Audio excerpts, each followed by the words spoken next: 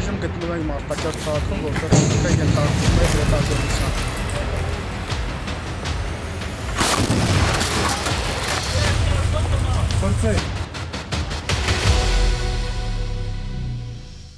Ողջույն, եթերում ռազմական լրագրողի օրագիր հաղորդաշարի հերթական թողարկումն է։ Ինչպես միշտ, տեսությունից կրկին անցում ենք կատարել դեպի պրակտիկա։ Արդեն զրուցել ենք սննդաբանի հետ, ով կարևորել է մարտական պայմաններում կամ մարտական գործողությունների շրջանում, ի թիվս այլ հանգամանքների նաև սննդի կարևորությունը։ Սովորաբար մեր իրականության մեջ ընդունված է հագուստին, կոշիկին, ուտելիքին կամ այլ նման երևույթներին առաջնային դեր չվերապահելը։ Սակայն իրականության մեջ գործնականում սնունդը, ինչպես նաև հագուստը, կոշիկը եւ այլ հանգամանքներ, եթե ոչ առաջնային, ապա չափազանց կարևոր նշանակություն ունեն։ Քանի որ ոչ նպատակահարմար սնունդ ընդունելու դեպքում զինծառայողը կամ ռազմական լրագրողը կամ մարտական գործողությունների շրջանում գտնվող այլ անձինք կարող են պարզապես շարքից դուրս գալ։ Ըստ այդմ, առաջիկա հաղորդումների ընթացքում սեփական փորձով կփորձարկենք հայկական, ռուսական եւ ամերիկյան բանակներում կիրառվող 4 օրապահիկները, որոնք սովորաբար ընդունված է կիրառել պատերազմների ընթացքում։ 4 օրապահիկների կամ ինչպես ընդունված է ժողովրդական լեզվով ասել, սուխպայոկներին ծանոթությունը կսկսենք ռուսականից, այնուհետև կփորձարկենք ամերիկյանը եւ վերջում կփորձարկենք հայկական բանակում կիրառվող 4 օրապահիկները։ Եվ վերջում ամփոփելով կհամատենք նրանք, որքանով են նրանք հագեցնող, որքանով են համեղ եւ պրակտիկ։ Հասկանալի պատճառներով բնականաբար ամենամեծ ուշադրությունը դարձնել ենք հայկական բանակում կիրառվող 4 օրապահիկներին։ Այժմ իմ ձեռքում է Հայաստանի Հանրապետության կառավարության որոշումը 21 թվականի հուլիսի 15-ի N1154 N որոշումը, որով եւ սահմանված է այն սննդամթերքը, ծավալները եւ տեսականին, որոնցով որ պետք է սնվի զինծառայողները, եւ այս որոշումով նաեւ նախատեսված է հնարավոր բոլոր դեպքերում եւ ձևերում աշխարհազորային, պահեստազորային, բանակի հատուկ նշանակության եւ բոլոր զորատեսակների համար նախատեսված ուտելիքների ցանկը եւ գրամները։ Տվյալ դեպքում 6-րդ էջի 2-րդ մասում կարդում ենք. Հայաստանի Հանրապետության Պաշտպանության նախարարության համակարգի պատերազմական գործողությունների մասնակցող զինծառայողների սննդի օրական չափաքանակները։ Հատուկ ընդգծեմ, որ այս որոշումը բաց է եւ որևէ գաղտնի տվյալ չի պարունակում։ Այսպիսով նաև գործնականում կստուգենք նշված սննդատեսակների առկայությունը 4 օրապահիկում եւ նրանց գրամները, ինչպես նաև գրամներից բացի նրանց մարդուն հագեցնելու աստիճանը։ Առաջին տպավորությամբ հայկական եւ ռուսական բանակի 4 օրապահիկները գրեթե կշռում են նույն քաշով, իսկ ամերիկյան ակնհայտ թեթև է։ Սակայն գործնականում գրեթե ունեն նույն կալորիականությունը։ Այժմ սեփական փորձով կհամոզվենք դրանք համապատասխանում իրականությանը, թե ոչ։ Սկսեցինք։ 4 օրապահիկների փորձարկումը, ինչպես արդեն նշեցի, կսկսենք ռուսական 4 օրապահիկից։ Իսկ օրապահիկները համեմատել կսկսենք նրանց փաթեթավորումից եւ արտաքին տեսքից։ Ամենևին նպատակ չունենք նմանվել հայտնի ռուս կամ այլ ազգի բլոգերների, ովքեր պարբերաբար իրականացնում են 4 օրապահիկների փորձարկումներ։ Սա մեզ համար առաջնահերթ եւ կարեւոր է այն հանգամանքից ելնելով, որքանով որ մենք եւս հնարավոր է գտնվենք մարտական գործողությունների շրջանում։ Ի տարբերություն գովազդին, մեզ առաքված ռուսական 4 օրապահիկը պարզապես ստվարաթղթե տուփ է։ Չնայած որ վաճառքի գովազդում այն ամենևին այլ տեսք ուներ, սակայն պետք է որ պարունակությունը լինի նույնը։ Տվյալ դեպքում մենք պատվիրել ենք մենյու համար 1-ը։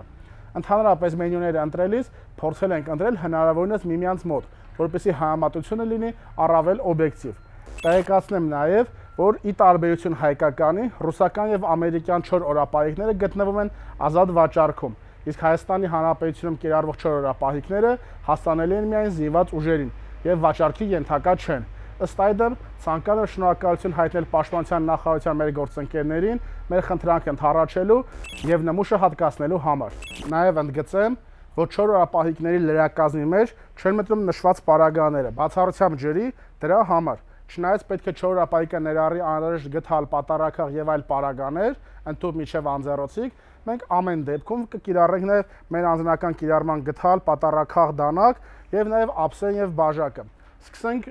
ինչպես ընդունված է այն կոչել unboxing-ից եւ unboxing-ի կենթարկենք ռուսական 4 օրապահիկը։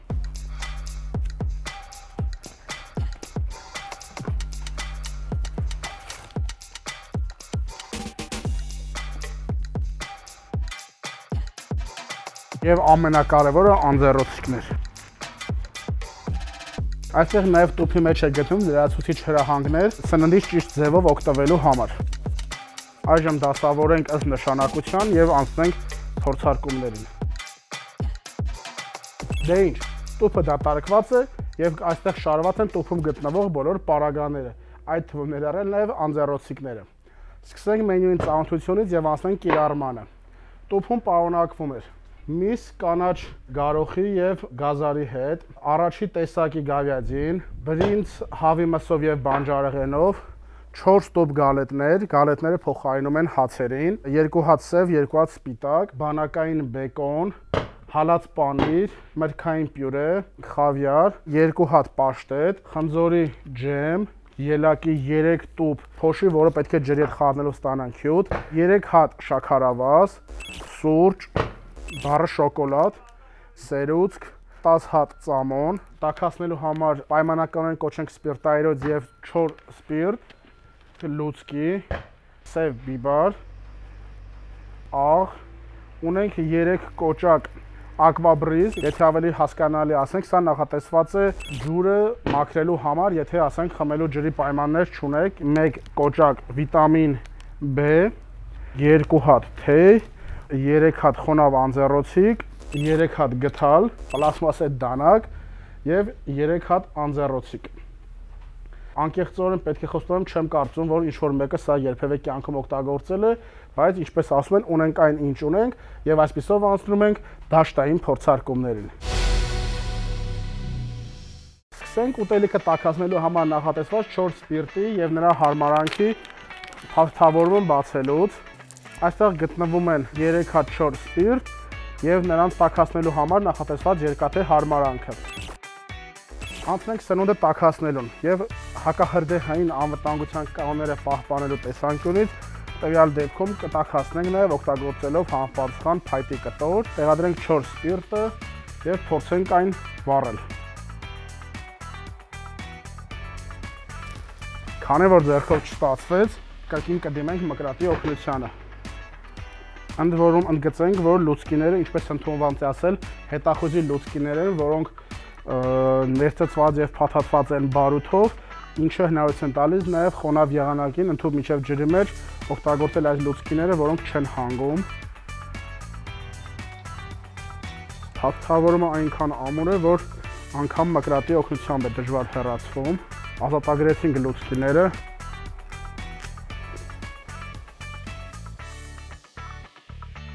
Վերջապես վառվեց եւ անցնենք սնունդը տաքացնելուն։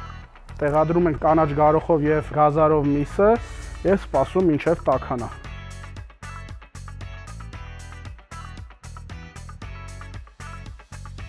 Մինչ տաքանում է ուտելիքը, ինչպես ընդունված է բոլոր բլոգերների մոտ, ովքեր փորձարկում են սնունդ դաշտային պայմաններում, մենք եւս կփորձարկենք պլաստմասե գդալը եւ դանակը, ինչը սկզբունքորեն անիմաստ է, բայց հասկանանք նրանց որակյալ լինել չլինելու աստիճանը։ Սովորաբար մեկ անգամից մեկ փորձից կոտրվում են այս գդալները եւ փաստորեն ճիշտ է, մեկ փորձից կոտրվում է։ Տվյալ դեպքում մենք որպեսզի նման գդալներ չօգտագործենք եւ սովորաբար յուրաքանչյուր զինծառայող կամ մարտական գործողությունների շրջանում գտնվող մարդ իր հետ ունենում է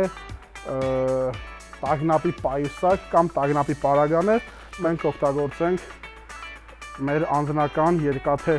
դաշտային գդալ պատառաքաղը եւ դանակը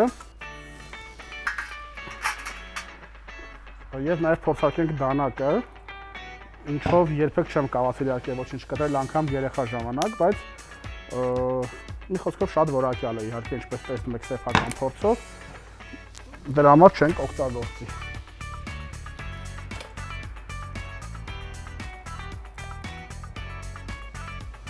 Սնունդը գրեթե պատրաստ է, որովհետև պատրաստվելու զուգահեռ այստեղ կարող նկատել, որ վերևի հատվածում որոշակի ուռում է,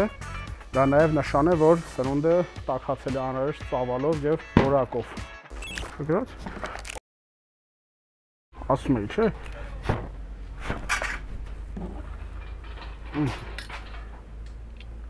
Եղավ ինչպես միշտ լինում է, ուտելիքը որոշակի տաքանքով սկսեց շարժվել եւ ուղղակի շուռ եկավ։ Դրա համար մենք հետագա կադրերում չենք ցուցադրի տաքացնելը, միանգամից կտաքացնենք եւ կփորձարկենք, քանի որ այս ալյումինե հարմարանքը շատ որակով էր եւ տաքանալուց սկսեց շարժվել եւ ուտելիքը նրա վրայից ընկավ, բարեբախտաբար գոնե փակեր, թե չէ դաշտային պայմաններում սոված էինք մնալու։ Այժմ հեռացնենք դեռևս վառվող 4 սպիրտը եւ շարունակենք արդեն մեր գազարո եւ կանաչ գարոխով մսի փորձարկումը։ Անցնենք ուտելիքի փորձարկմանը։ Մեր շատ որակյալ, չափազանց բարակ անձեռոցիկները պարզապես հիացնում են, որտեղ նախ ընդհանրապես 3 հատ են, նախատեսված իհարկե այսպես ասած տաք ուտեստների համար, բայց հարցական է մնում, օրինակ, ասենք պաշտետ փորձելուց հետո ինչով պետք է մաքրես բերանդ։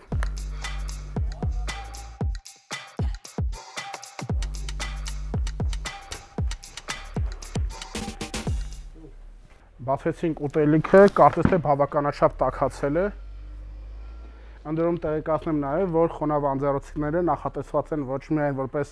ամենօրյա բոլորից հասկանալի խոնավ անձեռոցիկներ, այլ նաև նախատեսված են ախտահանելու համար, քանի որ գդալը օգտագործեցինք հրդեհը չեզոքացնելիս։ Սա օգտագործենք նաև գդալը ախտահանելու համար։ Նշեմ, որ չնայած մենք այս ամենը պատվիրել ենք մոտ 1 ամիս առաջ, 20 օր 1 ամիս առաջ եւ տուփի վրա կարող ենք տեսնել, որ այն պիտանելի է մինչև 25 թվականի մարտի 3-ը,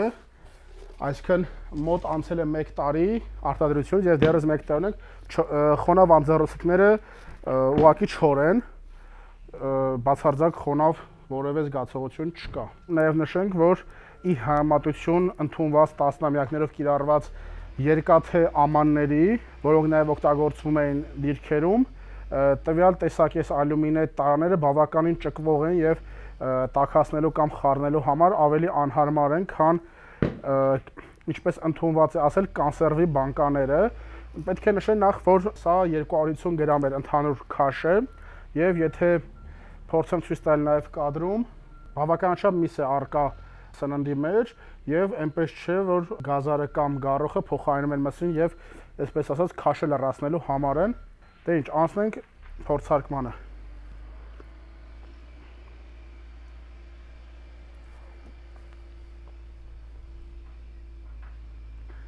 Բավականաչափ համեղ, բայց կարծես թե անալի է։ Հիմա փորձենք նորից խառնել։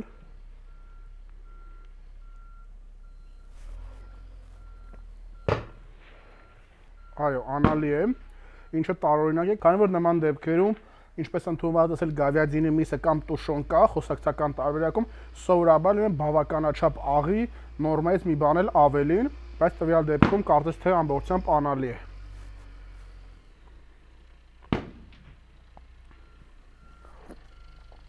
Հյուրասենք նաև մեր օպերատորներին։ Օպերատոր տեղեկացնեմ նաև, որ վերջում մեր սուրճը փորձարկելու է մեր օպերատորը, քանի որ ես բացարձակ սուրճ չեմ խմում եւ որպեսզի ռեալ լինի կարծիքը, տվյալ դեպքում կփոխանցեմ նաեւ մեր մարտական ընկերոջը,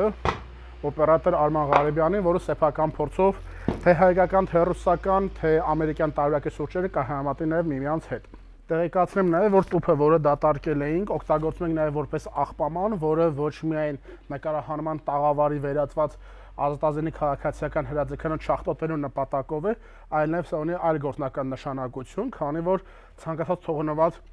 ասենք 4 սպիրտի տուփ կամ խոնավ անձեռոցիկի տուփ կամ ուղղակի վառված 1-2 լուցկին կարող են թշնամուն, եթե գտնվում եք մարտական գործողությունների դաշտում, առավել ևս եթե զինծառայող եք հանդիսանում, տվյալ հետքերը կարող են թշնամու հետախույզներին ուղղություն ցույց տալ, հուշումներ կատարել, ինչպես նաև մատնել ձեր նախկինում գտնված տեղը, որքան ժամանակ առաջ եք եղել այդտեղ,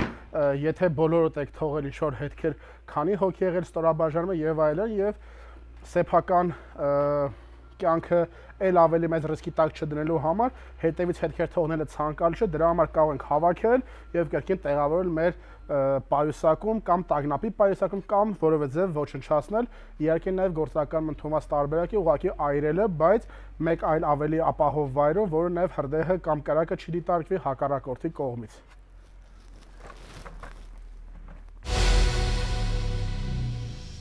Այժմ կտաքացնենք առաջին տեսակի, առաջին սորտի տավարի շոգեխաշած միսը, որը կրկին 250 գրամ է եւ կրկին կփորձարկենք։ Միշտ տաքանում է երկրորդ ճաշատեսակը, տեղեկացնեմ, որ յուրաքանչյուր փաթեթը կշռում է 50 գրամ եւ այստեղ գտնվում է 8 միավոր գալետ։ Սա փոխարինում է հացին, այսինքն սնունդը ուտելիս պետք է սրայից զուգահեռ օգտագործել, այդ թվում նաեւ պաշտետների եւ այլ սննդատեսակների հետ, բայց որպեսզի կարողանան գնահատել աղի, անալի, համեղ կամ ոչ այդքան համեղ լինել ճաշատեսակների, տվյալ դեպքում փորձում ենք մաքսիմում սրանք չօգտագործել, չնայած որ սրանց համը նեյտրալ է, ոչ քաղցրեն, ոչ աղի, բայց որպեսզի ավելի ռեալ զգանք տվյալ դեպքում ուտելիքը կփորձարկենք եւ գալետով եւ առանց գալետի, հիմնականում գալետները կպահենք ջեմի, պաշտետի կամ պանիրները փորձարկելու համար։ Մեկ հետաքրքիր նկատառում, ինչպես արդեն նշվել էր սկզբում, տուփի վրա մակնշված է, որ արտադրվել է 23 թվականի մարտի 3-ին եւ պիտանի է մինչեւ 25 թվականի մարտի 3, այսինքն 2 տարի։ Ի տարբերություն նշված պարագաների, կան տեսակներ, որոնց վրա նշված է, որ 2 տարի է պիտանելիության ժամկետը եւ կան ուտելիքներ, որոնք նախատեսված են 3 տարի ժամկետով օգտագործելու համար, ինչպես օրինակ հավի մսով եւ բանջարեղենով բրնձե ապուրը, իր պիտանելիության ժամկետը 3 տարի է։ Բայց որն է առավել հետաքրքրական, եթե ընդհանուր ամբողջ 4 օրապայիկ արտադրված է 23 թվականի մարտի 3-ին,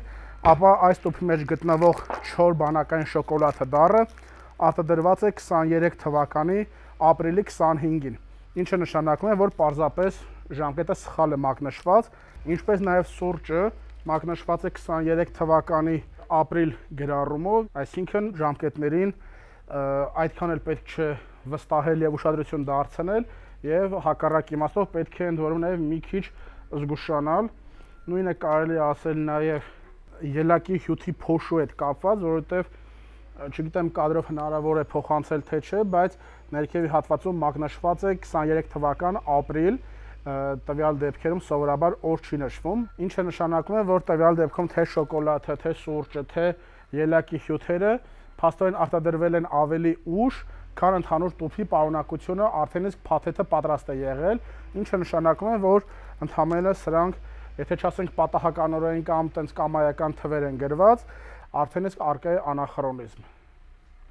Անցնենք երկրորդ ուտելիքի փորձարկմանը, քանի որ այն արդեն տաքացել է։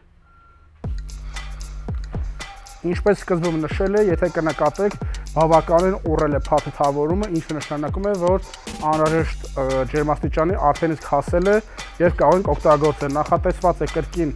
3 տարի այն պահպանելու համար, քաշը 250 գրամ եւ այն առաջի տեսակի շոգեխաշած տավարի միս է։ Անցնենք փորձարկմանը։ Այստեղ կարող ենք տեսնել, որ որակի հետ կապված որոշ խնդիրներ կան, քանի որ փաթեթը բացելուց ալյումինե շերտը եւ վակուում ապահովող շերտը միմյանցից առանձնացել են։ Այժմ ձերբազատվենք այս ամենից եւ միանգամից անցնենք փորձարկմանը։ Ինչպես ասում են, ժանրի կանոնների համաձայն բավականաչափ հյութ կա նրա մեջ եւ փորձենք մաքսիմալ զգուշ բացել այն, որպեսզի եւ չկորցնենք այդ հյութը եւ նաեւ չախտոտենք մեր նկարահանման տաղավարը։ Բացեցինք մեր շոգեխաշած տավարի առաջի տեսակի միսը եւ անցնենք փորձարկմանը։ Կադրում կարող ենք տեսնել, որ բավականաչափ այստեղ հյութ կա, որը տվյալ դեպքում հալված յուղն է եւ ընդհանուր տավարի միսը բավականին մեծ եւ մեկ ամբողջական կտոր է։ Փորձենք մասերի բաժանել, որպեսզի հնարավոր լինի ուտել։ Իհարկե կարող ենք սա նաեւ տեղափոխել դաշնակցել մեր ընդհանուր ափսեի մեջ, որպեսզի ավելի հարմարավետ լինի, քանի որ սա ամենաջրալի ուտեստն է, ամենամեծ բարակում այն կտեղավորենք։ Այժմ տեսնում ենք, որ դեռևս մաքնատելուց հետո էլ կտորները բավականաչափ մեծ են եւ մեծ հաշվով 250 գրամը իր տեղում է, մնաց անցնենք համի փորձարկմանը։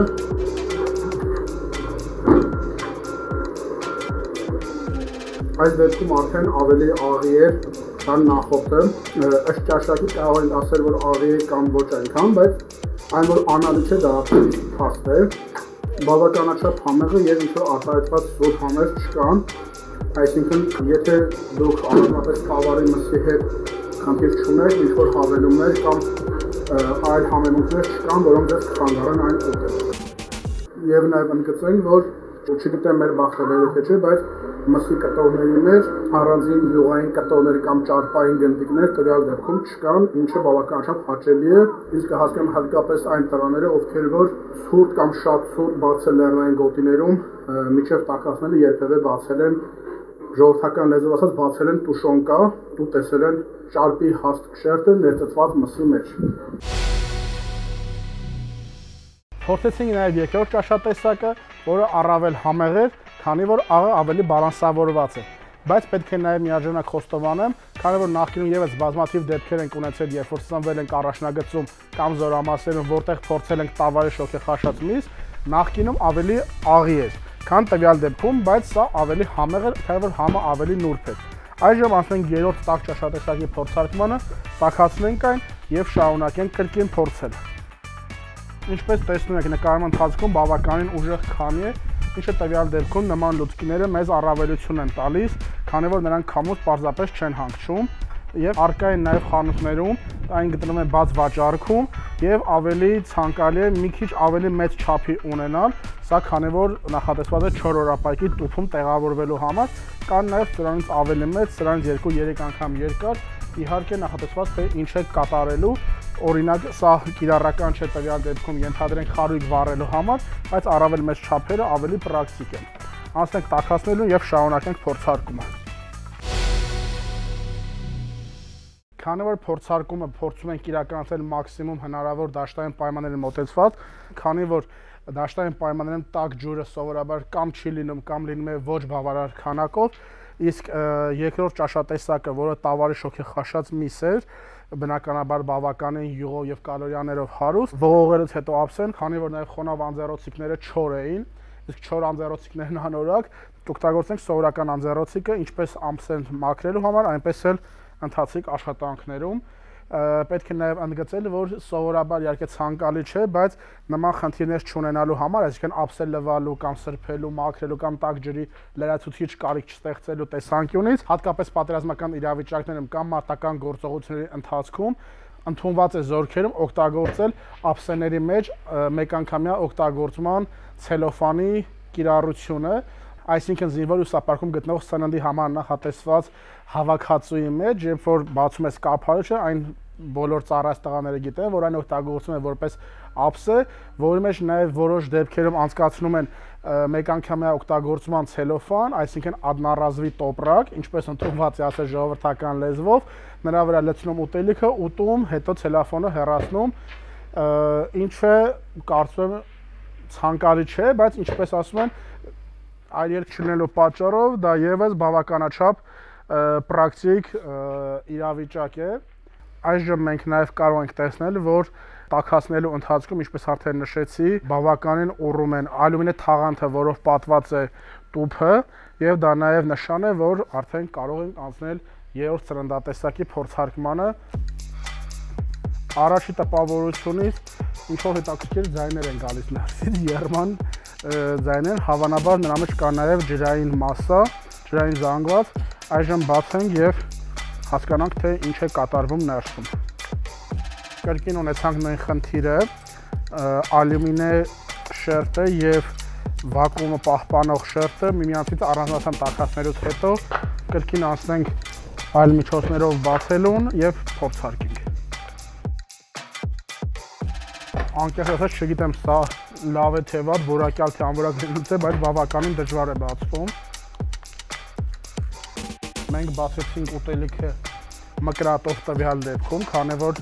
քաշելով պարզապես չէր ստացվում, բայց նաև նշենք, որ սովորաբար զինվորների ձեռքտակ գործնականում հազվադեպ է, որ կարող է մկրատել, սովորաբար չի լինում։ Ցուցադրենք զանգվածը։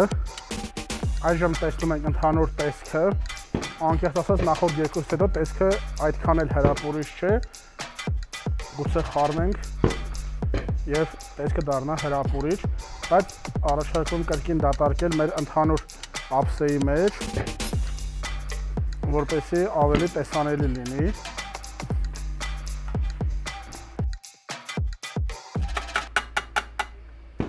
Քանի որ ինչպես սկզբում նշեցի, այս ալյումինե տարաները բավականին հեշտ են ծռմռվում, ի տարբերություն մեր նախկինում իմացած տարաների, Տվյալ դեպքում ճաշը տաքանալիս բավականին դժվար է այն էլ այս հարմարանքի վրա, բավականին դժվար է այն խառնելը, ուստի տվյալ դեպքում ներքևի հատվածը բրնձի որոշակի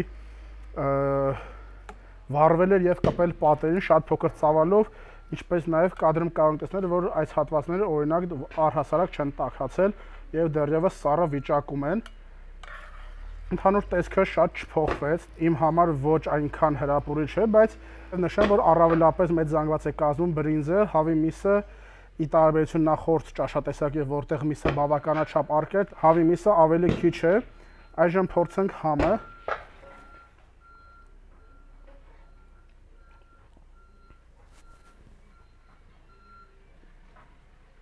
Հետաքրքիր է, որ վրան գրված էր բրինձ, բայց ուտելուց ատամիտակ հաճարի հատիկներ են ընկնում։ Աղը նորմալ էր, համը ընդհանուր առմամբ ստանդարտ համ էր, որևէ բանով չտարբերվող, ինչ որ բանով չէր առանձնանում։ Փորձենք նաև գազարը։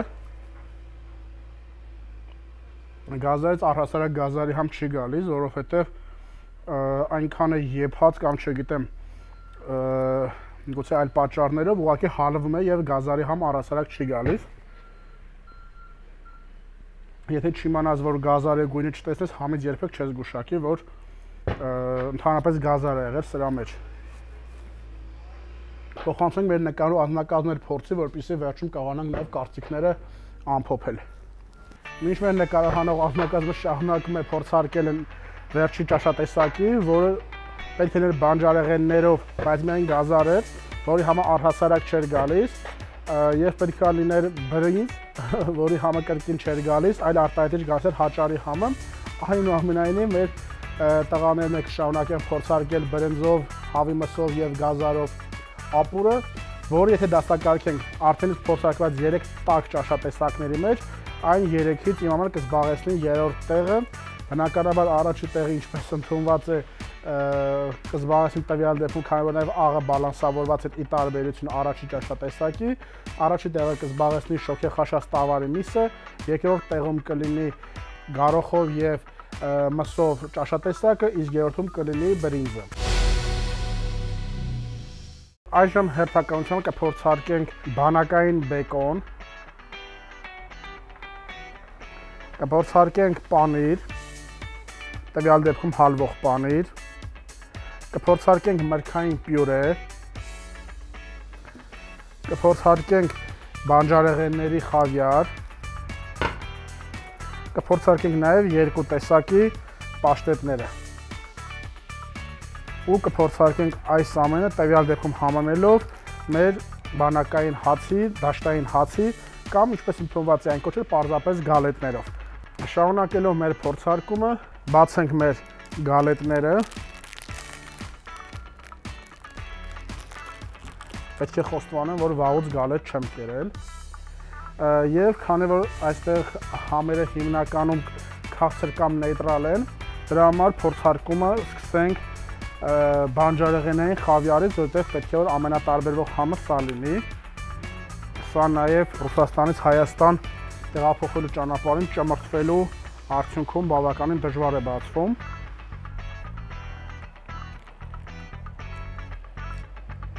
Փորձենք մի հատ խառնել եւ փորձել բոլորիս ծանոթ, հասկանալի խավիարը բանջարեղենային, բայց քանի որ երկար ժամանակ վակուումի մեջ է գտնվել, հյութն ու զանգվածը իրարից առանձնացել են, խառնենք, որպեսզի համը նորմալ լինի։ Ես լուրջ կեսկատակ, քանի որ տեսքը այնքան էլ առաջին հայացքից տպավորիչ չէ, առաջինը կհյուրացնենք մեր օպերատորներից Արմանին։ Արման ջան, փորձի։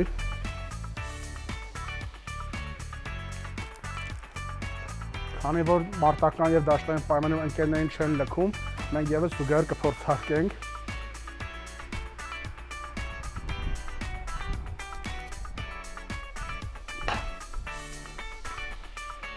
Վստահաբար մեր մանկության տատիկների պատրաստած խավիարի համը չունի,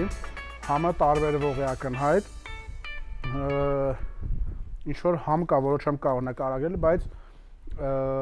ինչ-որ խավիարի համար անբնական համ է, չեմ կարծում, թե ժամկետի հետ կապված խնդիր ունի, պարզապես գուցե ճաշակի հարց է, երբ որ անալի է լինում, ինչի համար չենք ավելացնում աղը, որ ունենք, անձեռոցիկի վրա էլ կարող տեսնել բավականաչափ քամի է եւ ինչպես նաեւ ռեալ դաշտային պայմաններում աղը, լուցկին, անձեռոցիկը եւ այլ պարագաներ գուցե ուղղակի քամին տանի եւ ձեռքի տակ չլինի եւ հույս դնել դրանց վրա տվյալ դեպքում չենք ցանկանում, կրկին փորձենք բանջարեղենի հատիկները բավականաչափ մանր են ու այնպիսի տպավորություն կամ զգացողություն է, որ սա ոչ թե աղացած է, այլ ինչպես ընդունված է, բլենդերով հարած է, կարծես պյուրե լինի ու այդ շատ չափից դուրս փափկությունը մի տեսակ այլ զգացողություն է հաղորդում։ Եթե 10 բալանոց համակարգով գնահատենք, ես կգնահատեի 3 կամ 4։ Իսկ ինչ կարծիք ունի մեր օպերատորը։ Օպերատորի գնահատականը հետևյալն է, բացասական։ Նշեմ, որ off the record տարբերակով ետնաբեմում, ինչպես ընդունված է կոչել, մեր օպերատորը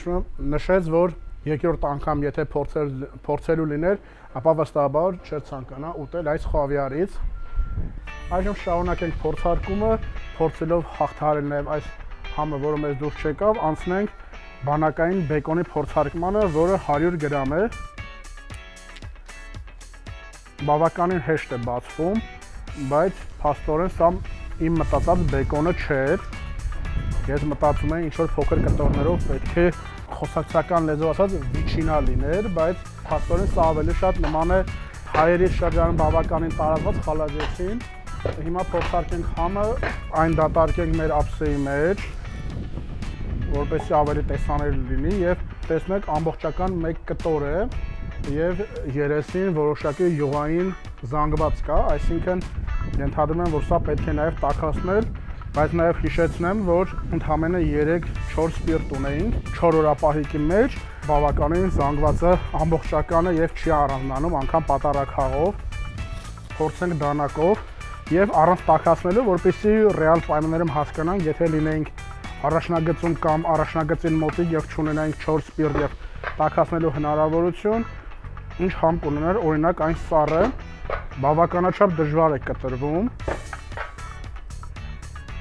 եւ ինչպես նշել է առաջի սննդատեսակը փորձարկելիս, որ չկան յուղի մեծ կտորներ,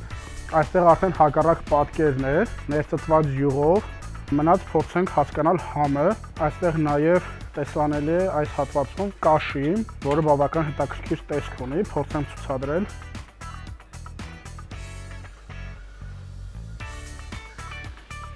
Անձամբ ես խնդիր չունեմ կաշվի հետ, այդ թվում նաև խոզի կաշին,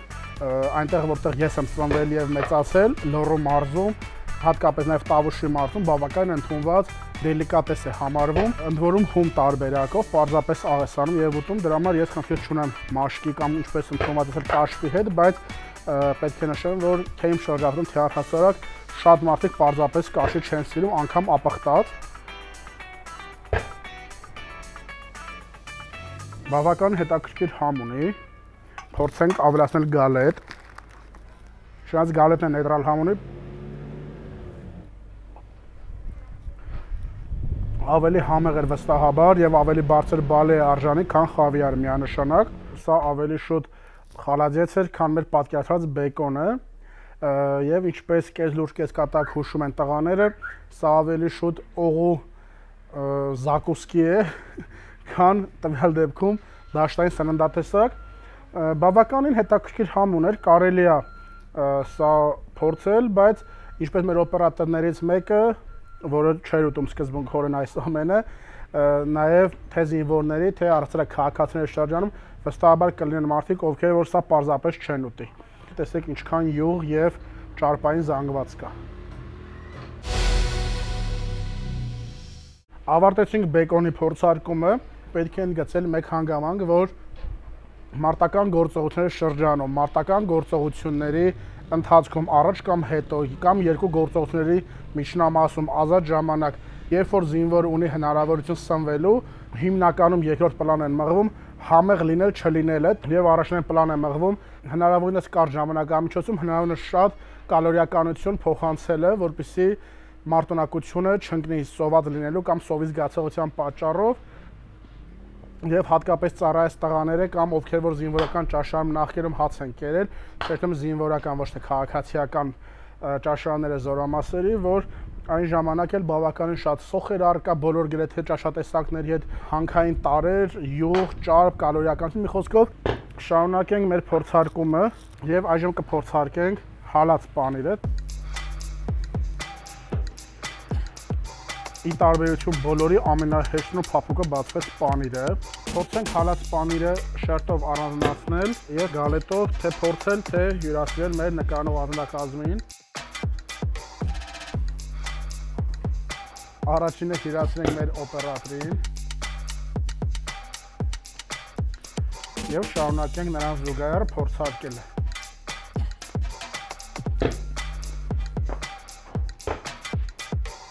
Հետաքրքիր համ ուներ, բայց առաջի տպավորությամբ նաև կարագի համ էր մի տեսակ գալիս։ Ես առանձնապես հալած պանիր չեմ սիրում, բայց սիրողները վստահաբար կհավանեն։ Իրական մարտական գործողությունների ընթացքում սովորաբար հենց այսպես էլ լինում է։ Նաև 44-օրյա պատերազմից բավական հայտնի տեսանյութեր կան։ Հենց այսպես էլ լինում է, մի ստորաբաժանում սանվում է կամ տղաներից մի քանիսը մյուս մասը շարունակում են մարտը։ Շանս մեզ մոտ մարտական գործողություններ չեն, վարժանքներ են գնում տվյալ դեպքում քաղաքացիական հրաձգարանում, բայց տեսարանը եւ զգացողությունները բավականին ծանոթ են։ Ինչ կասի օպերատորը, միջինացված համ էր, ես 10 բալից կգնահատեի 6, գուցե 7, դու։ Համակարգիչ է մեր օպերատորը, որ կարելի է գնահատել 6 կամ 7։ Անցնենք հաջորդի փորձարկմանը եւ տվյալ դեպքում փորձենք մրգային պյուրեն։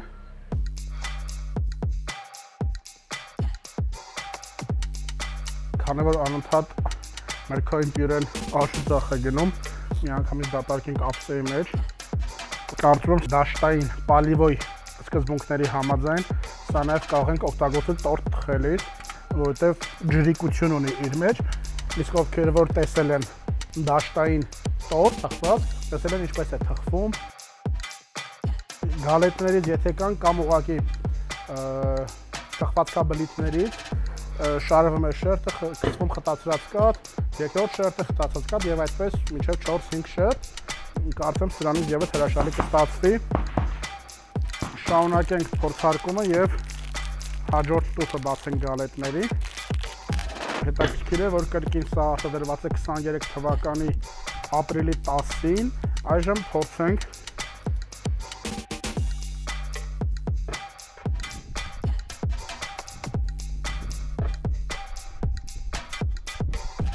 բավականին համեղ էր, քանի որ համեղ էր, հյուրասիրենք մեր օպերատորին եւս, հյուրասիրենք մեր վարորդին եւս, քանի որ համեղ էր, իսկ մենք մի քանի ժամ է նկարահանումն իրականացնում ենք, շարունակենք համեղել ուտել եւ փորձել հաջորդը։ Ցանկալի կներ մի քիչ լիներ ավելի թանձր, քան ջրալի, բայց շատ լավն էր, համեղ էր, երևի 10-ից 8-9 միավոր կարելի է նշանակել։ Շարունակում ենք մեր փորձարկումը եւ անցնենք պաշտետին, պաշտետ նեժնի։ Ինչ չի բացվում։ Ալյումինե շերտը եւ վակուումի շերտը իրարից առանձնանում են։ Փորձենք կրկին հնարավորինս անվնաս բացել։ Պետք է նաեւ ընդգծել, որ սովորաբար, երբ որ արդեն այնպիսի իրավիճակ է, որ 4-օրապայք է կիրառվում ոչ թե դաշտային խոհանոց կամ զորամասի զորանոցային խոհանոցը, սովորաբար այսքան ժամանակ չի լինում ստանվելու, այսինքն զինվորները կամ մարդիկ ովքեր ուտում են արագ ուտում ավարտում են, մենք փորձում ենք հնարավորինս մանրամասն ձեզ ներկայացնել։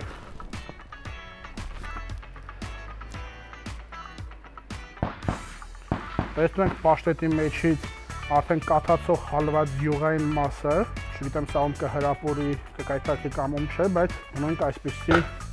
զանգված։ Հետաքրքիր է, որ սա էլ արտադրվել էր 23 թվականի մայիսի 21-ին, այսինքն եթե սրանք արտադրվել են ապրիլին, տուփը մարտին, պաշտետը առհասարակ 2 ամիս հետո է արտադրվել, ապագայի պաշտետ է մի տեսակ։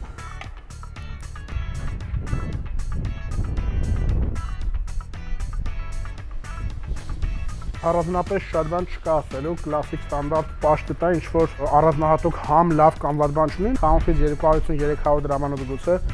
գնով կարող են գտնել պաշտետից, կեր օպերատոր հրաժարվում է փորձել, ես կփորձեմ իրա փոխարեն։ Անցնենք հաջորդ պաշտետին,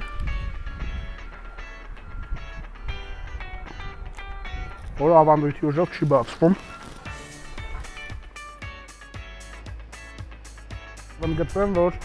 ինչ-որ բան կադրում հատուկ չեմ անում, ես գործում եմ ըստ ստեղծված իրավիճակի և վարվում այնպես, ինչպես կվարվեի, եթե լինեին տեսախցիկները անջատված։ Սա էլ ուրիշ տեսակի պաշտետ էր, առանձնապես և գոնե վիզուալ տարբերություն չեմ տեսնում։ Այժմ փորձենք կադրում իրար կողք դնել երկու պաշտետները, գուցե դուք տեսնեք ինչ-որ վիզուալ տարբերություն, ես առաջի հատկից չեմ տեսնում։ Պաշտետը դատարկենք մեր ափսեի մեջ։ Ի տարբերություն նախորդի, յուղն ու մսային զանգվածը իրարից չեն առանձնացել, այնտեղ առանձնացել են, այս դեպքում չեն առանձնացել։ Նախորդի համը ավելի թեթև էր, շատ աննշան, բայց համը գրեթե նույնական է, սկզբունքորեն և էական ոչ մի տարբերություն չկա։ Այսպիսով ավարտեցինք մեր փորձարկումները, փորձելով խավիար, պանիր, երկու տեսակի պաշտետ, բեկոն, որ ինչպես պարզվեց մեր իմացած բեկոնը չէր, ինչպես ասում են, խնձորի պյուրե, որը բավականին համեղ էր, և եթե սրանք դասակարգենք, վերջի տեղում կլինի խավիարը, եթե մսային դասակարգենք, առաջ տեղում կլինի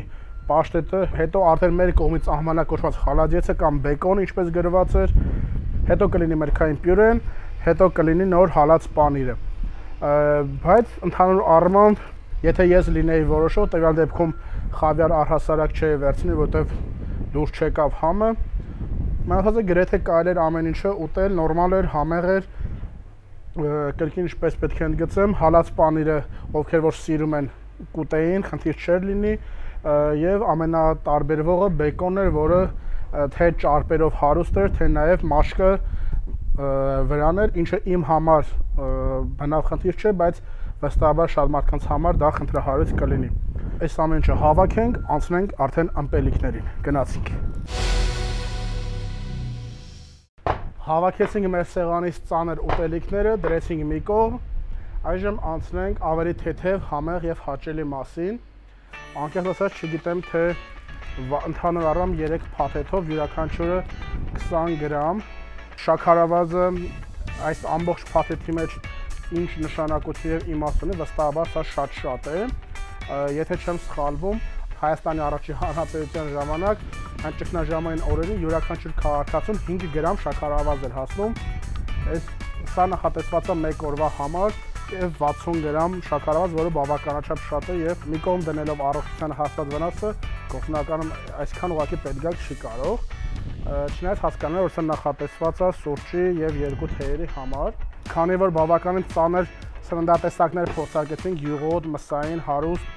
կալորիապես, դրա համար այժմ փորձենք ըմպելիքներ ըմպել, մի քիչ մարսել արդեն իսկ կերածը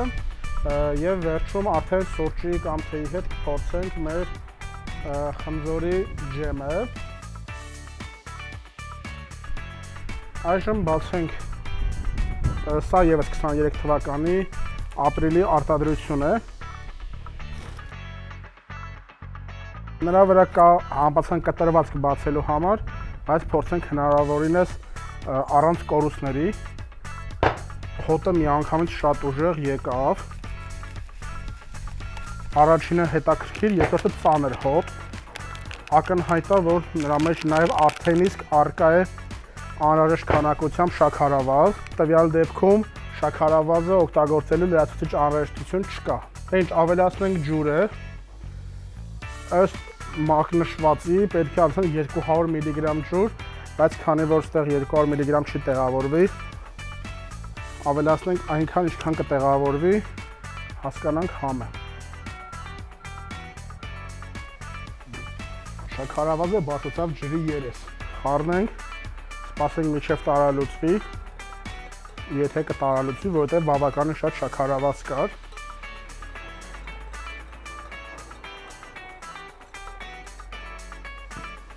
դեռևս չի լուծվում եւ մոտավորապես 150 մգ ջուր ենք ավելացրել, դատելով շշից։ Խառնենք մինչև կլուծվի։ Խառնեցինք, վերջացրեցինք, կարծես թե լուծվեց։ Գույնը նուրբ վարդագույն, ակնհայտորեն սա ելակի գույն չէ, ավելի շուտ սփռտնած ելակի գույն է։ Նուրբ վարդագույն, մնում է համն էլ նուրբ լինի։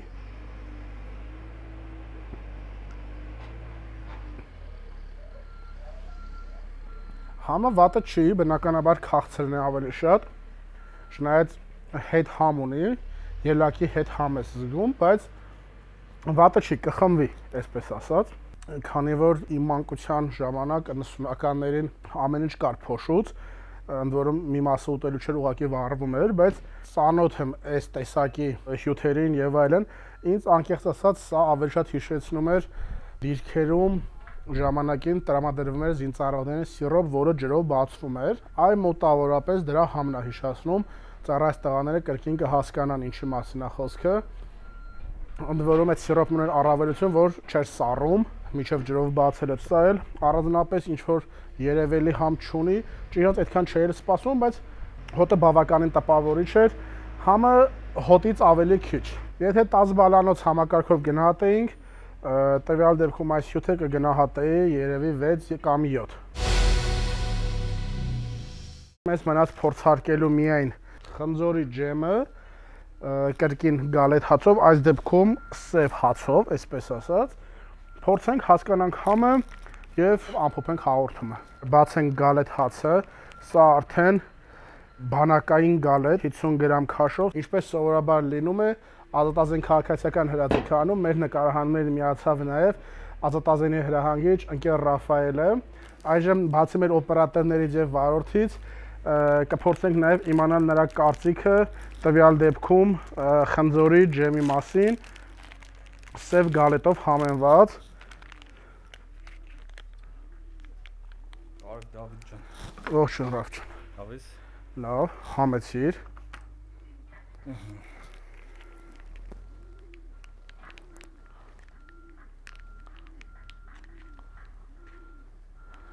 Ավելի շուտ դոնդողի է նմանվել, փորձիր։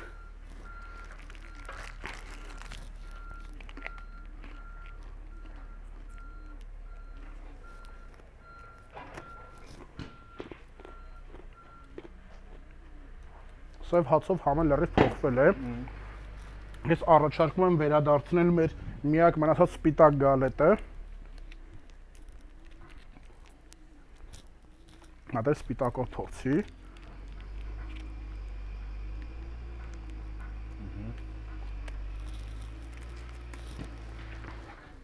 Ոնց էր։ Սպիտակով ավելի լավն է։ Սևը ավելի պասիվ համ էր մի տեսակ։ Դրան էլ հյուրասիրեմ։ Հյուրասիրես ու ես գնամ։ Այո։ Շնորհակալություն։ Քանի որ քաղաքացիական հրաձգանում ակտիվ աշխատանքներ են գրում, քանի որ եղանակն արդեն թույլ է տալիս, ընկեր Ռաֆայելը ամբողջովին այսօր նվիրվել է այդ աշխատանքին եւ եզակի հաղորդումներից է, որ մեր հյուրը չի, չնայած մենք ենք իրենց տարածքում, համը 10 բալանոցով 8։ Շնորհակալություն։ Ձեզ է։ Վատը չի միանշանակ, ընդ որում կասեի անգամ մի քիչ քաղցր է, քան կուզենայի, սև գալետով մի քիչ ավելի քիչ համեղ է, քան սպիտակով։ Եթե փորձելիս լինեք կամ ուտելիս լինեք, փորձեք այնպես անել, որ խնայեք սպիտակ գալետները նման քաղցրավենիք, այսպես ասած, ջեմը օգտագործելու համար։ Ջեմը բավականին համեղ էր եւ կարելի է համաձայնվել եւ տալ 8-9 միավոր 10-ից։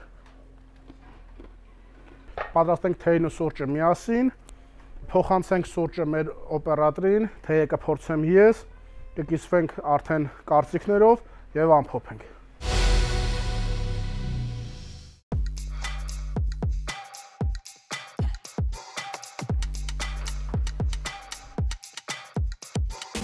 Այսպիսով ավարտեցինք նաև թեյի եւ սուրճի պատրաստումը, թեյը, որ սովորական մեր առօրյա ամենօրյա թեյերից է, ինչ որ առանձնահատուկ համ չունի, սովորական թեև հանգիստ կարելի է օգտագործել։ Սուրճի մասին թերևս ինձ պետք է հուշի մեր օպերատորը, որ փորձարկեց։ Լավ սուրճ է։ Օպերատորը այնտեղից մեզ հուշում է, որ նորմալ միջին վիճակագրական սուրճը ինչ որ հատուկ լավ կամ հատուկ վատ ինչ որ համ չունի, հանգիստ կարելի է օգտագործել։ Հասանք արդեն ենթադրաբար վերջի ամենաքաղցր պահին, բանակային շոկոլադին, որը կշռում է 30 գրամ։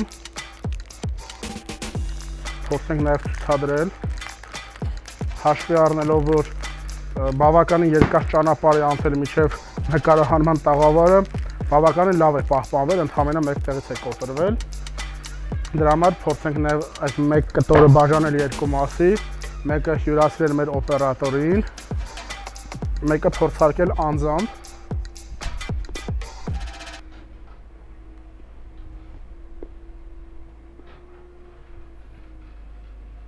Բավականին համեղ էր, անկեղծ, ընդ որում մեր առօրյա շոկոլադներից շատ չի տարբերվում, կարելի ասել նույնական համ էր, դառը շոկոլադի համ ունի, հանգիստ կարելի է նաև առօրյայում օգտագործել։ Ես անձամբ օրինակ, եթե սա լիներ ոչ բանակային փաթեթավորմամբ եւ մակնշմամբ, երևի թե ոչ ոք չէր հասկանա, որ սա զինվորական է, այսպես ասած, հանգիստ քաղաքացիական շոկոլադի տեղ կարող ենք օգտագործել։ Եվ վերջում իհարկե վերջին ակորդը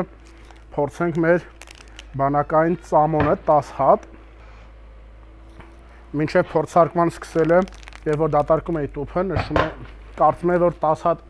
ծամոնը մի քիչ անիմաստ է,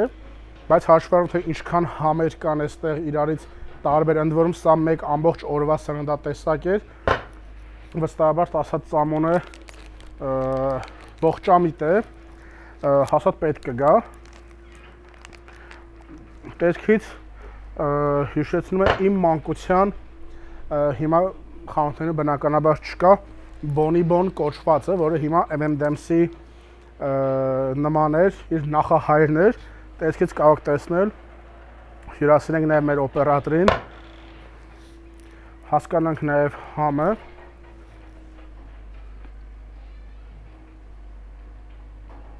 Ինչ որ տարբեր համերի, կիսատ համերի ընդ որում միքս է հիշեցնում։ Սկզբից, ասենք, եթե օրինակ օգտագործես օրբիտ կամ ջիրոլ ծամոնները, առաջի բանը փշրվում է, տվյալ դեպքում այս ծամոնը ոչ թե փշրվեց, այլ կպնում է ատամներիդ, հետո սկսում է համը արդեն որ գալ, առաջի տպավորությունը սովորական մենթոսի համ է,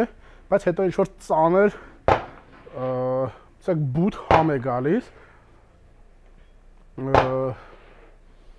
նման համ փորձեմ նկարագրել իմ երեխա մանուկ հասակից, որ այգում գործ է սան տարբեր գործիքներով երկաթե, հետո ասենք, եթե առանց լվացվելու, չգիտեմ, մատը տանես բերանդ, ինչ որ այդ այնց ծանր համ է գալիս, երկաթի համ ոնց որ լինի, չէի ծամի, սենց ասեմ, չէի ծամի ես ծամոնը, բայց քանի որ ինչպես ասում են, ընկել ենք պիտի քաշենք, տվյալ դեպքում փորձարկեցինք 10 բալից երևի 3 կամ 4 այս ծամոնին, ինչպես ասում է TikTok-ում հայտնի բլոգերներից մեկը, ավելի լավը հասած կճարենք։ Անցնենք արդյունքները ամփոփելուն, քանի որ տուփը արդեն ամբողջովին դատարկ է։ Այսպիսով ամփոփենք այսօրվա փորձարկումները։ Սկսենք քաշից։ Քաշը կշռում էր մոտավորապես հայկականի չափ, հայկականն ու ռուսականը գրեթե նույն քաշին էին, ամերիկյանը կշռում էր թեթև։ Ռուսական տուփը մեզ էր առաքվել, ընդ որում Վալդբերգի միջոցով էին գնել, ազատ վաճառքում կա։ Մեզ էր հասել տուփը ուղղակի սպարաթղթե տուփով, ոչ թե այն փաթեթավորմամբ կանաչ գունաքողարկող նախշերով, այսինքն կամուֆլյաժով, ինչպիսին որ պետք է լիներ ինչպես գովազդում էր։ Բայց առանձնապես դա տվյալ դեպքում մեզ համար սկզբունքային նշանակություն չունի։ Տուփի պարունակության մեջ, քանի որ անորակ ու քիչ էր, անիմաստ էր անձեռոցիկը, խոնավ անձեռոցիկները խոնավ չէին, գուցե նաև պարադոքսալ է հնչում, բայց այդպես էր։ Պլաստմասե դանակ եւ գդալները անիմաստ են, քանի որ անորակ էին, ինչը պետք է որ ավելի որակյալ լինի ամերիկյան տարբերակում։ Դրա համար մենք օգտագործեցինք մեր անձնական ափսեն, գդալ, պատարակախ, դանակ եւ այլն։ Պետք է նշել, որ կային մի քանի բաներ, որոնք ես երկրորդ անգամ չէի ուզի փորձել, ինչպես օրինակ ծամոնը, բավականին վատներ, 10 բալից գուցե 1-2 էլ կարելի է չնշանակել կամ 1-2 նշանակել միայն, ոչ ավելին։ Վերջից գանք, թեյը, սուրճը, միջին վիճակագրական թեյ եւ սուրճը հատուկ ինչ-որ արտարոզման չունեին։ Շոկոլադը բավականին լավն էր, որը կօգտագործի նաև քաղաքացիական կյանքում։ Ջեմը բավականին լավն էր, հատկապես սպիտակ գալետով։ Բավականին լավն էր նաև խնձորի պյուրեն, բավականին համեղ էր նաև պանիրը, ունենք նաև այնտեղ պաշետներ, որոնք գրեթե չէին տարբերվում միմյանցից, չնայած ըստ տեսակները պետք է տարբեր լինեին, բայց գրեթե նույնական համեր էին։ Հալած պանիրը վատը չէր, կարելի էր հանգիստ օգտագործել, իսկ տաք ճաշատեսակներից այսպես ասած, բրինձի հետ կարծես թե համը կապ չուներ առանձնապես, ավելի շուտ դա հաճար էր, զգում էր միայն հավի միս եւ հաճար, իսկ բրինձի համ եւ գազարի համ գրեթե չէր գալիս, ընդ որում արդեն ինքը թույլ տամ այսպես արտահայտվել ցեխ դառած էր, ինքը առանձնապես ոչ տեսքը, ոչ համը տենց առանձնապես հրապուրիչ չէր, ինքը կլինի այսպես ասած տաք ուտեստների վերջին հորիզոնականում, երկրորդ հորիզոնականում կլինի մի քիչ անալի, բայց բավականին համեղ, եթե աղանենք, վստահաբար նորմալ համեր, կլիներ գարոխով միսը եւ առաջի տեղում բնականաբար թե համով, թե կալորիաներով, թե աղի բալանսով, արդեն իսկ իր մեջ պատրաստ եղած, թե զանգված, մսային զանգված հյութ հարաբերակցությամբ, առաջ տեղում իհարկե տավարի մսի առաջին տեսակի շողքեխաշած միսներ կամ եթե կարճ եւ խոսակցական, ապա տուշոնկեն։ Նկարման ընթացքում բնականաբար վնասեցինք մեր սփռոցը, վառեցինք եւ յուղոտեցինք բնականաբար, այս ամեն ինչը հնարավոր չէ ուղղակի չյուղոտվել եւ չյուղոտել։ Չնայած մենք հաշվի ենք առել ի սկզբանե եւ տախտակ ենք օգտագործում, բայց ամեն դեպքում սա նաեւ այն ամենի հետևանքներ, որ ոչ թե երկաթե տարաներ են, ինչպես ընդունված է անվանել կոնսերվի բանկաներ, այլ ալյումինե հեշտ ճկվող տարաներ են, որը ի սկզբանե մի հատ ճանապարհ անցնելուց է վնասվել, ծռմռվել, հարթ չի, գումարած դրան տաքանալուց հետո մի քանի դեպքում եւ որոշ դեպքերում նաեւ առանց տաքանալու սննդատեսակները բավականին դժվար էին բացվում, որոշ դեպքերում բացելուց ալյումինե եւ վակուումի շերտերը իրենց առանձնանում էին։ Ստիպված օգտագործում ենք նաեւ մկրատը, որը իհարկե 4 ապարիկի մեջ չկա, զուտ ելնելով, որ հիմա մենք գտնվում ենք հրաձգարանում եւ ձեռքի տակ ունենք, կիրառեցինք։ Եթե վերջնարդյունքում ամփոփենք այս ամենը, հաստատ սոված չենք մնա, վստահաբար, այնքան կալորիաներ ու այնքան սննդատեսակ կա, որ հյուրասիրելով մեր օպերատորները, մեր վարորդին, պատահական անցորդ ընկեր Ռաֆայելին հրահանգիր եւ տարածքում մեր այլ ընկերների, անգամ մի քիչ էլ մնալով ամեն ինչից մի քիչ, վստահաբար սոված չենք մնա։ Ընդ որում սա նախատեսված է ամբողջ օրվա համար, բայց մենք իհարկե մի մոտավորապես 4 ժամ նկարահանում ենք իրականացնում, առավոտից քաղցած էինք, իրականացրեցինք նկարահանումը, դիտավորյալ չէինք սնվել, նաեւ հասկանալու համար հագեցնող է բավարար չափով թե ոչ, վստահաբար հագեցնող է, վստահաբար սոված չենք մնա, կարելի է գնահատել միջինացված գնահատականով 10-ից 6 կամ 7 ու ինչպես արդեն նշել է TikTok-յան ինֆլուենսերներից մեկի բառերով, ավելի լավը հաստատ կճարենք, իսկ եթե ավելի լուրջ, ապա 10-ից կարելի է գնահատել 6 կամ 7, քանի որ նաև սա ավելի մոտ է մեր հայկական իրականությանը, մեր հայկական խոհանոցին, ճաշատեսակներին եւ հայկական եւ ռուսականը դժվար շատ սկզբունքորեն տարբերվի, հաջորդիվ կփորձենք արդեն ամերիկյանը եւ հայկականը եւ այստեղ արդեն հայկականն ու ռուսականը գլոբալ առումով կհավատենք ամերիկյան խոհանոցի հետ, այսպես ասած, ու կարծում եմ ամերիկյան համերը կտրուկ կտարբերվեն, իսկ հայկականը մենք առանձին մանրամասն միասին կուսումնասիրենք։ Այսօրվա համար նախատեսել ենք այսքանը, մենք անպայման կհանդիպենք։